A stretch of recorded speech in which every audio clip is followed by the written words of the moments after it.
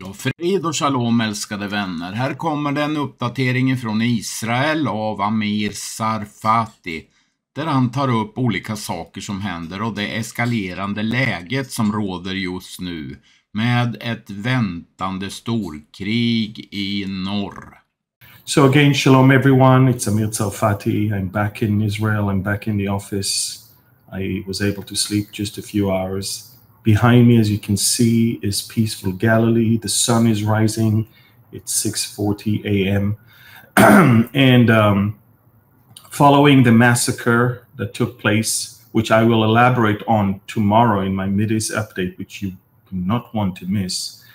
Following the massacre with the Iranian-made, Hezbollah-owned Falak 1 rocket that hit and killed instantly 12 kids and teenagers. Following that, Prime Minister cut short his visit, flew back home, his visit to the US. He flew back home a few hours earlier than expected or than scheduled. He convened immediately a meeting with all the heads of the security branches. Following that, last night was a cabinet meeting in which they authorized the prime minister and the defense minister to operate according to what is needed. But a whole array of targets, a basket of targets was approved last night. And as you can see, nothing has been hit yet. And the reason is very simple. And I think I said that in my earlier breaking news from a couple days ago.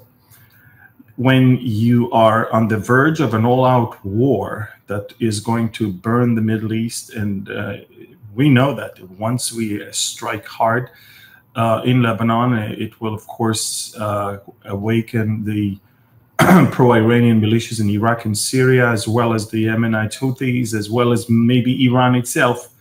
And as of yesterday, even Erdogan, the Sultan, said that if in the past Turkey was able to invade into Nagorno-Karabakh between Armenia and Azerbaijan, and if Turkey was able to invade into Libya, Turkey can also do that with Israel. First time NATO member is publicly threatening invasion into Israel. And that's Erdogan. Now, none of us Bible prophecy followers are surprised. We know exactly that at the very end, Russia, Turkey, and Iran will align and come together and invade Israel from the north. This is biblical, but the change in rhetoric and the fact that it's now on the table even, it's quite phenomenal. But I want you to know that because the situation is so explosive, the Israeli military must operate very smartly, which means you don't just go out and bomb. You have to calculate your steps, and you have to bomb at the right time where the enemy is least prepared. The element of surprise is almost gone because now we're dragged into this. We need to retaliate. But if you retaliate within the first 48 hours, everybody's expecting you to. And all of the headquarters of Hezbollah are no longer manned above the ground. So you won't even hurt anyone. Israel is now preparing. It might happen today. It surely will happen in the very, next day or two, because in the Middle East, if you don't do it fast enough, then your deterrence is very badly hurt, and it invites more problems, more threats, and more enemies to come out of their holes. So we're awaiting something very, very big in the next day or two, but we will choose the time that is the best for us. You also have to know that if we decide to go after Hezbollah and suffer the retaliation thereof, we need to prepare the home front. We need to prepare the civilians. We need to make sure everyone is ready to spend a few days also without electricity, without running water, I mean, if our infrastructures are badly hurt, that could be a possibility. We need to make sure people are having their bomb shelters ready and prepared, whatever is necessary for them. So these are things that you have to take into consideration before you go out and try to destroy your enemy, which is an enemy that is in alliance with, of course, many others around you. But I want also to divert your attention to what's going on right now in Venezuela, and especially I'm talking to you Americans.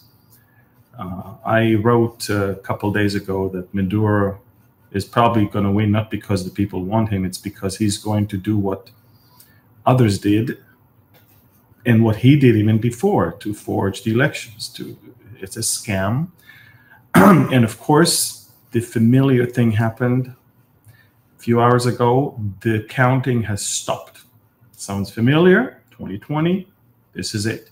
Not only that, but in the Venezuelan style, it's not just that they stopped counting, because the overwhelming majority of the people overwhelmingly voted for the other candidate, who no doubt won here. But now armed gangs are storming into voting locations and stealing boxes with ballots. And on my Telegram channel, you can find videos of these things happening right now. So, if you think that you can get away with stealing elections once, why would you not do it again? Maduro stole elections once, he's doing it again. And this is just a reminder to all Americans that you may face the same thing. Once, if the system is broken, the voting system, the election system, if you can actually have large cities with millions that can actually vote without even showing ID, if you can stuff ballots into mailboxes and expect them to all count because, that's how it works, you might expect the same thing happening again. So I want you to follow me on Telegram. There is an amazing array of videos there that shows what's going on in Venezuela right now in America. Get ready, because I don't think the Democrats are willing to let go of their powerhouse, neither in the houses nor in the White House itself. So I'm telling you, folks, the next few months are not just going to be stormy here in the Middle East, but also across the ocean in America, which will cause greater instability, around the world, something that China, Russia, Iran, and North Korea are eagerly waiting for. So again, folks, Israel is bracing for a massive retaliation following our planned strike. Prime Minister Netanyahu knows one thing: if you don't want to strike hard and to send a message, then don't strike at all.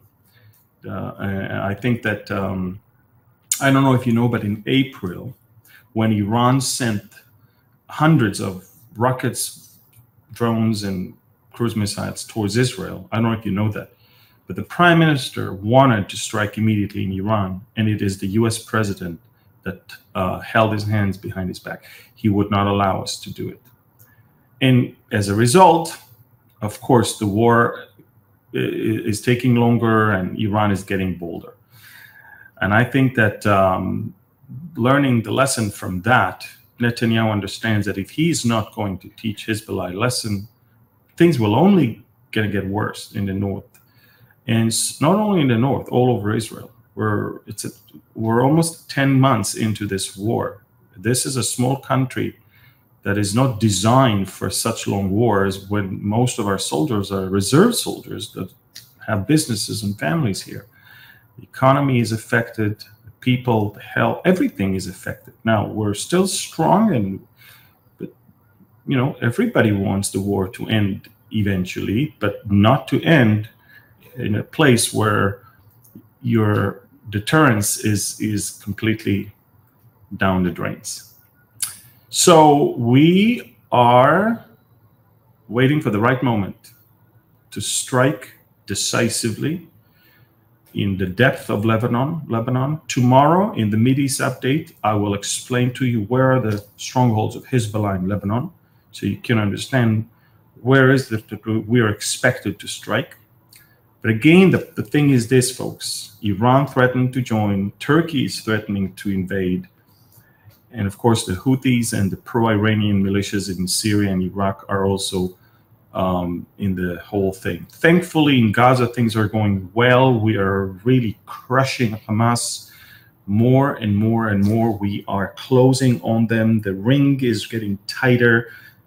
The Gazan population is in a smaller and a smaller area where it's easier for us to advance more and more and more and find more tunnels, more rockets, and even recover some bodies of more and more abductees that we know that they're dead, but we haven't yet reached their bodies. So here we go, folks. The next few days are very important, very decisive, very, very crucial.